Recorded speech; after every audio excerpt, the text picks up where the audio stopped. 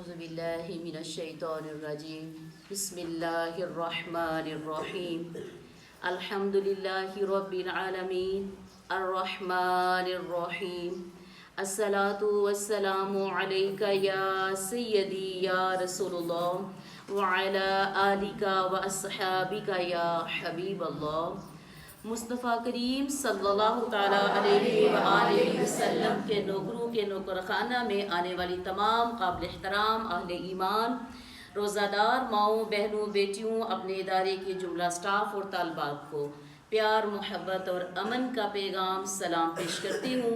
السلام علیکم ورحمۃ اللہ وبرکاتہ۔ وعلیکم السلام ورحمۃ اللہ وبرکاتہ۔ سیشن نمبر 1 یعنی کہ فہم القرآن پاک میں آج جو ہمارا قرآنی سفر ہے وہ انشاءاللہ تعالی 7ویں پارے سے شروع ہو رہا ہے۔ ایمان والیوں، قرآن مجید کے 7ویں پارے میں سورہ مائدہ کے آخری 6 رکوع یعنی کہ رکوع 11 تا 16 اور سورہ انعام کے ابتدائی 13 رکوع شامل ہیں۔ ایمان والیوں، سورہ مائدہ کے 11ویں رکوع میں بیان کیا گیا کہ بنی اسرائیل میں سے کفر کرنے والوں پر حضرت داؤد اور حضرت عیسیٰ نے لعنت کی۔ ان کا جرم یہ تھا کہ وہ اللہ کی نافرمانی میں حد سے زیادہ تجاوز کرتے تھے اور دوسروں کو بھی برائیوں سے نہیں روکتے تھے۔ مسلمانوں کو آگاہ کیا گیا کہ یہودی اور مشرکین تم سے دشمنی میں بہت زیادہ سخت ہیں، اس کے برعکس عیسائی تم سے نرمی کا معاملہ رکھتے ہیں۔ اس کی وجہ یہ ہے کہ ان میں ایسے خدا ترس لوگ ہیں جو تکبر نہیں کرتے، قرآن کی آیات سنتے ہیں تو رقت سے ان کی آنکھوں سے آنسوؤں سے ان کی آنکھیں تر ہو جاتی ہے۔ وہ پکار اٹھتے ہیں کہ ہم قرآن پر ایمان لائے، یہ حق ہے ہمارے رب کی طرف سے۔ اللہ نے ایسے سعادت مندوں کو جنت کی لازوال نعمتوں کی بشارت عطا فرمائی ہے۔ ایمان والیوں، آگے ہم 12ویں رکوع میں دیکھتے ہیں کہ 12ویں رکوع میں عیسائیوں کو رہبانیت سے روکا گیا، مزید انہیں آگاہ کیا گیا کہ جس طرح حرام کو حلال کرنا درست نہیں، اسی طرح اللہ کی حلال کردہ نعمتوں کو حرام کرنا بھی منع ہے۔ ایمان والیوں، اسی رکوع میں شراب اور جوے کو شیطان کے گندے ترین کاموں میں شمار کیا گیا ہے اور مسلمانوں کو ان خباثتوں سے باز رہنے کی تلقین کی گئی۔ البتہ یہ وضاحت کی گئی کہ ایسے لوگوں پر کوئی گناہ نہیں ہوگا جنہوں نے شراب کی حرمت کا حکم آنے سے پہلے شراب پی تھی۔ اب اگر وہ باز آ جائیں تو سابقہ عمل پر کوئی باز پرس نہ ہوگی۔ آگے 13ویں رکوع میں دیکھتے ہیں کہ 13ویں رکوع میں یہ وضاحت کی گئی کہ کثرت حق کا معیار نہیں ہے۔ ارشاد باری تعالیٰ ہے، بسم اللہ الرحمن الرحیم، قُلْ لَا يَسْتَوِي الْخَبِيثُ وَالطَّيِّبُ وَلَوْ أَعْجَبَكَ كَثْرَةُ الْخَبِيثِ۔ اے نبی صلی اللہ تعالیٰ علیہ وآلہ وسلم کہہ دیجئے کہ ناپاک اور پاک دونوں کبھی بھی برابر نہیں ہو سکتے، خواہ ناپاک شے کی کثرت تمہیں کتنی ہی متاثر کرے۔ ایمان والیوں، 14ویں رکوع میں کثرت سے سوالات کرنے سے منع کیا گیا ہے۔ مزید فرمایا کہ کسی اور کی بے عملی کو اپنی بے عملی کا جواز نہیں بنایا جا سکتا۔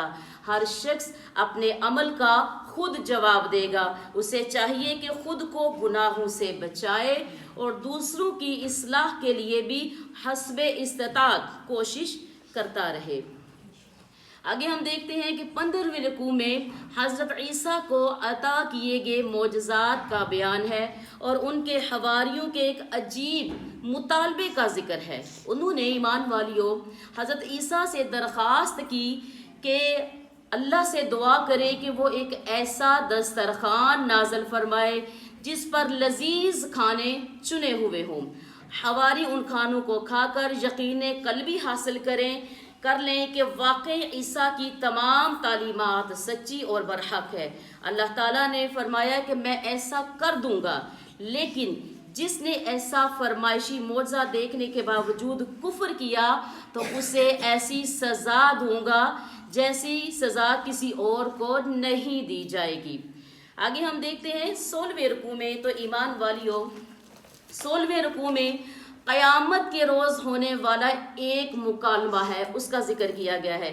جب اللہ سبحانہ و تعالیٰ حضرت عیسیٰ سے پوچھے گا کہ کیا آپ نے لوگوں سے کہا تھا کہ مجھے اور میری والدہ کو معبود بنا لو، وہ کہیں گے اے اللہ اگر میں نے ایسا کہا ہوتا تو یہ آپ کے علم میں ہوتا۔ اللہ فرمائے گا دنیا میں سچوں کو سچ بولنے کا نقصان ہوتا رہا، لیکن آج کے دن اس کا سچ انہیں فائدہ دے گا۔ آگے نئی سورہ شروع ہو رہی ہے، سورۃ الانعام۔ ایمان والیوں اس کے پہلے رکوع میں مشرکین مکہ کو آگاہ کیا گیا کہ وہ حق کو جھٹلا چکے ہیں، لہٰذا اب ان پر اللہ کی طرف سے عذاب آ کر رہے گا۔ اسی رکوع میں ایمان والیوں قریش کو اس اعتراض کا جواب بھی دیا گیا کہ اللہ نے کسی فرشتے کو رسول بنا کر کیوں نہ بھیجا۔ فرمایا گیا کہ اگر اللہ فرشتے کو رسول بنا کر بھیجتا تو اسے بھی انسانی صورت میں بھیجتا۔ کون سی صورت میں؟ کون سی صورت میں؟ انسانی صورت میں بھیجتا، کیونکہ انسانوں کے لیے نمونہ انسان ہی بن سکتے ہیں۔ مشرکین کو پھر بھی وہی شبہ لاحق ہوتا جس سے میں وہ اس وقت مبتلا ہے، یعنی وہ پھر بھی ایمان نہ لے کر آتے۔ آگے ہم دیکھتے ہیں کہ دوسرے رکوع میں اللہ تعالیٰ کی بڑائی کو اس طرح بیان کیا گیا ہے، ترجمہ: اور اے نبی صلی اللہ تعالیٰ علیہ وآلہ وسلم اگر اللہ آپ صلی اللہ تعالیٰ علیہ وآلہ وسلم کو دے کوئی تکلیف تو اسے اللہ کے سوا کوئی دور کرنے والا نہیں، اور اگر وہ آپ صلی اللہ تعالیٰ علیہ وآلہ وسلم کو عطا کرے کوئی بھلائی تو وہ ہر چیز پر قادر ہے۔ ایمان والیوں یہ آیت واضح کرتی ہے کہ اللہ کے رسول صلی اللہ تعالیٰ علیہ وآلہ وسلم عظیم ترین رسول ہونے کے باوجود اللہ کے بندے اور اس کے سامنے عاجز ہیں، وہ عبد ہے، معبود نہیں۔ اگر یاد رکھیے اگر ایسی آیات قرآن میں نہ ہوتی تو ہم بھی آپ صلی اللہ تعالیٰ علیہ وآلہ وسلم کو خدائی میں شریک کر دیتے، جیسے یہودیوں اور عیسائیوں نے اپنے پیغمبر کے ساتھ یہ ظلم کیا۔ اس کی وجہ یہ ہے کہ جتنی محبت ہمیں آپ صلی اللہ تعالیٰ علیہ وآلہ وسلم سے ہے اتنی محبت کسی امت کو اپنے نبی سے نہ تھی۔ مزید ایمان والیوں اسی رکوع میں نبی اکرم صلی اللہ تعالیٰ علیہ وآلہ وسلم کی صداقت کے ثبوت کے طور پر بیان کیا گیا کہ یہودی تورات میں بیان شدہ نشانیوں کی وجہ سے آپ صلی اللہ تعالیٰ علیہ وآلہ وسلم کو ایسے پہچانتے ہیں جیسے اپنے سگے بیٹوں کو پہچانتے ہیں۔ آگے ہم دیکھتے ہیں تیسری رکوع میں بتایا گیا کہ سرداران قریش بظاہر تو غور سے نبی کریم صلی اللہ تعالیٰ علیہ وآلہ وسلم سے قرآن کا بیان سنتے ہیں، لیکن بعد میں کہتے ہیں یہ تو محض گزشتہ قوموں کی داستانوں کا بیان ہے۔ تو یاد رکھیں وہ خود بھی گمراہ ہوتے ہیں اور دوسروں کو بھی گمراہی کی دعوت دیتے ہیں۔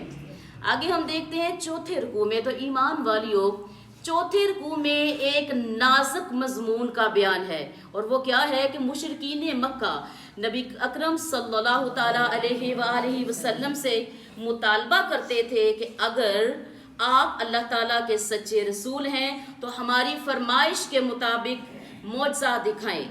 آپ صلی اللہ تعالیٰ علیہ وآلہ وسلم اللہ سے دعا کرتے کہ ان کی خواہش کے مطابق معجزہ دکھا دیا جائے، شاید وہ ایمان لے آئے، شاید وہ ایمان لے آئے۔ اللہ تعالیٰ نے فرمایا ایسا نہیں ہو سکتا، ایسا نہیں کیا جائے گا۔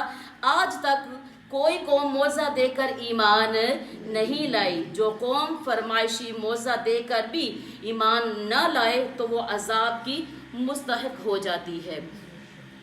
آگے ہم دیکھتے ہیں کہ پانچویں رکوع میں ایمان والیوں پانچویں رکوع میں اللہ تعالیٰ کی اس سنت کا بیان ہے کہ اس نے جب بھی کسی قوم میں رسول بھیجا تو قوم کے ساتھ ہی کوئی آفت بھی نازل کی تاکہ لوگوں کے دلوں میں خدا خوفی اور رقت پیدا ہو۔ اور رسول کو دعوت کی طرف متوجہ اور وہ رسول دعوت کی طرف متوجہ ہو، لیکن بدقسمتی سے قوموں نے افعال سے سبق حاصل نہ کیا، شیطان نے ان کے برے اعمال کو مزین کر دیا، اور آخرکار اللہ تعالیٰ نے بڑے عذاب کے ذریعے ایسی قوموں کو صفحہ ہستی سے مٹا دیا۔ رکوع کے آخر میں دیکھتے ہیں کہ نبی اکرم صلی اللہ تعالیٰ علیہ وآلہ وسلم کا کافروں سے عاجزانہ خطاب ہے۔ آپ فرماتے ہیں کہ میرا دعویٰ یہ ہے کہ میں اللہ کا رسول ہوں اور اس کی دی ہوئی ہدایت کی پیروی کرتا ہوں۔ اللہ کی عطا کردہ ہدایت کی پیروی کرنے والا بینا ہے، اور اس سے رخ پھیرنے والا نابینا یعنی کہ اندھا ہے۔ اور آگے خود ہی سوال کی صورت میں ہو گیا کہ کیا نابینا اور بینا برابر ہو سکتے ہیں؟ ویسے آپ کا کیا ایمان ہے کہ دیکھنے والا اور نہ دیکھنے والا برابر ہو سکتا ہے؟ بینا اور نابینا برابر ہو سکتا ہے؟ یہی حق اور باطل پہ چلنے والوں کی مثال ہے۔ آگے ہم دیکھتے ہیں کہ چھٹے رکوع میں نبی اکرم صلی اللہ تعالیٰ علیہ وآلہ وسلم کو تلقین کی گئی کہ وہ سرداران قریش کے اس مطالبے کو رد کر دیں کہ آپ صلی اللہ تعالیٰ علیہ وآلہ وسلم اپنے پاس سے ان لوگوں کو دور کر دیجئے جو ہمارے غلام ہیں۔ ان کا کیا مطالبہ تھا کہ ہم آپ کے پاس آئیں گے، لیکن آپ اپنے پاس سے ان لوگوں کو دور کریں جو ہمارے کیا ہیں، غلام ہیں، یا پیشے کے اعتبار سے کم تر درجے کا کام کرنے والے ہیں۔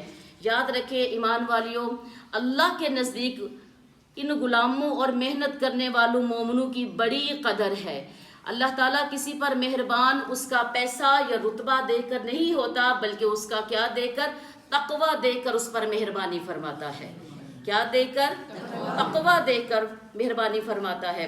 آگے 7ویں رکوع میں دیکھتے ہیں ایمان والیوں کے 7ویں رکوع میں سرداران قریش کہ اس مطالبے کو مسترد کرنے کا حکم ہے، جس کے تحت وہ نبی اکرم صلی اللہ تعالیٰ علیہ وآلہ وسلم کو ایک سمجھوتے اور مفاہمت کی دعوت دے رہے تھے۔ ایمان والیوں، وہ مفاہمت یہ تھی کہ آپ صلی اللہ تعالیٰ علیہ وآلہ وسلم 1 سال تک ہمارے بتوں کی پوجا کریں گے، پھر ہم 1 سال تک آپ صلی اللہ تعالیٰ علیہ وآلہ وسلم کے معبود واحد کی عبادت کریں گے۔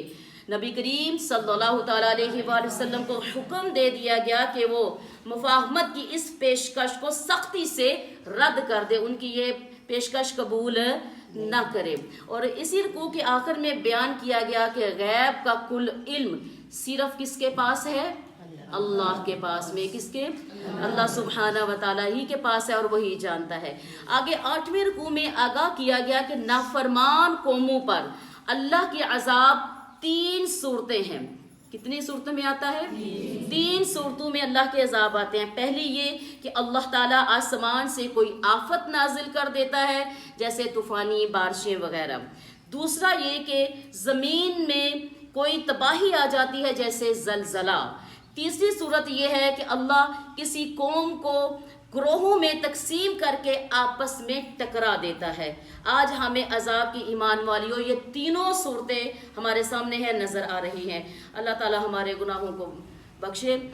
اور اس رکوع میں ایمان والیوں مزید حکم دیا گیا کہ اگر کسی محفل میں اللہ کی آیات کا مذاق اڑایا جا رہا ہو یا شعائر دینی کی توہین کی جا رہی ہو تو غیرت دینی کا ثبوت دو اور وہاں سے فوراً اٹھ جاؤ۔ جیسے ابھی یہ ہم دیکھتے ہیں کہ ہماری تقریبات میں، خوشی کی تقریبات میں ہم دیکھتے ہیں کیسی کیسی خرافات ہیں، عورتوں کا نیم برہنہ لباس پہننا، نماز قضا ہونا، عورت اور مرد کا مخلوط سسٹم جو ہے، یہ سب وہ چیزیں ہیں جس کا ہمارے دین سے تعلق نہیں ہے۔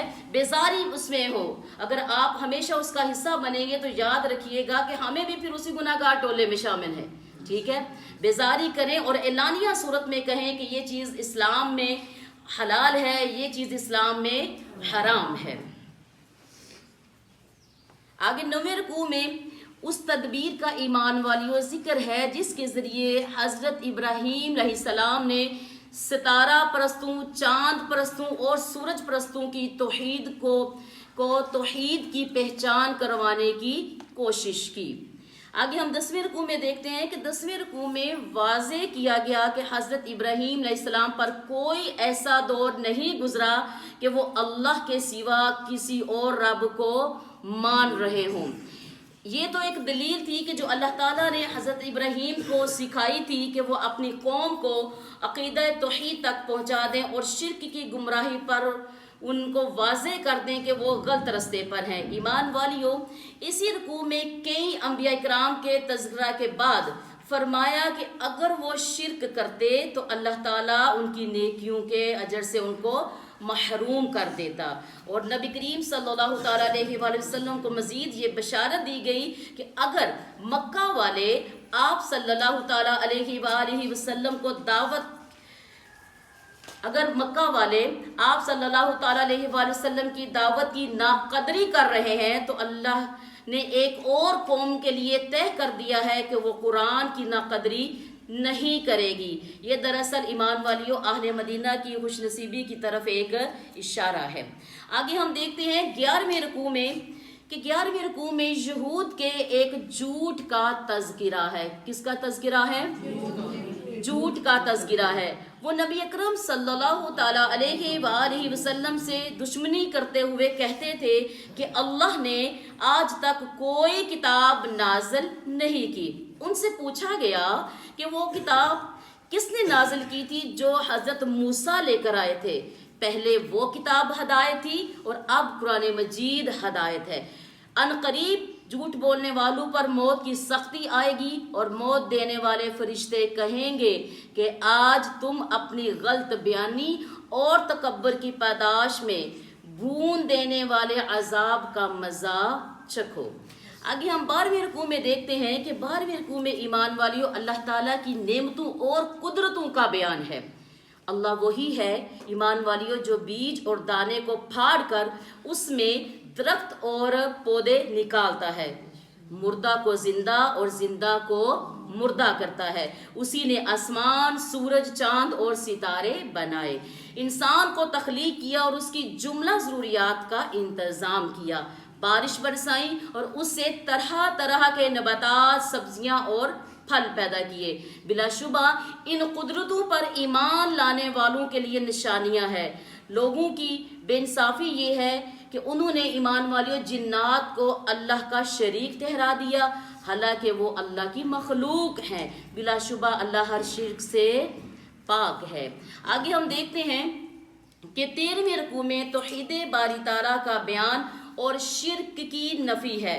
فرمایا کہ اللہ کا بیٹا کیوں کر ہو سکتا ہے جبکہ اس کی کوئی بیوی نہیں ہے، اور اہل ایمان کو منع کیا گیا کہ وہ مشرکین کے معبودوں کی توہین نہ کرے ورنہ وہ ضد میں آ کر اللہ تعالیٰ کی توہین کریں گے، اور مشرکین یقین دہانی کرا رہے ہیں کہ ان کی فرمائش کے مطابق معجزہ دکھانے پر وہ ایمان لے آئیں گے، مگر حقیقت یہ ہے کہ وہ معجزہ دیکھ کر بھی ایمان نہ لائیں گے۔ اللہ ایسے لوگوں کے دلوں اور نگاہوں پر مہر کر دیتا ہے۔ ایمان والیوں کیا کر دیتا ہے؟ مہر لگا دیتا ہے، مہر کر دیتا ہے کہ جن کے سامنے پھر پہلی بار حق آئے اور اسے جان بوجھ کر جھٹلا دے۔ اللہ تعالیٰ ہمیں ایسی محرومی سے محفوظ فرمائے۔ یہ تھا آج کا ہمارا قرآنی سفر۔ میں امید رکھتی ہوں اللہ کے فضل و کرم سے کہ وہ میری بہنیں، وہ میری بیٹیاں جو قرآن پاک کے معلومات سے، تعلیم سے مستفید کرنا چاہتی ہیں، آج کا سبق انشاءاللہ تعالیٰ ان کے لیے بہت زیادہ فائدہ مند ہوگا۔ دعاؤں میں یاد رکھیے گا۔ والسلام فی امان اللہ۔